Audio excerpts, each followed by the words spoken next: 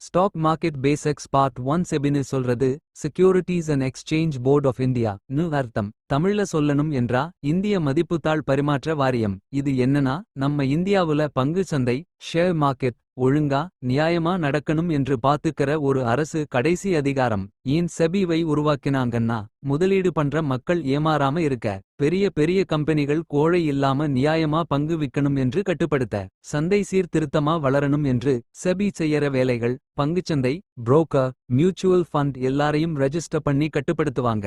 யாராவது சந்தையில ஏமாற்றத்துக்கு ட்ரை பண்ணினா உடனே கேஸ் போட்டு ஆக்ஷன் எடுப்பாங்க. முதலீட்டாளர்களு வாங்குறவங்க ப்ராப்ளம் சொல்லினா விசாரிச்சு நீதி தருவாங்க. செபியோட அமைப்பு ஒரு தலைவர் சேர்மன் இருக்காரு. கொஞ்சம் முக்கியமான அரசு அதிகாரிகளும் இருக்காங்க.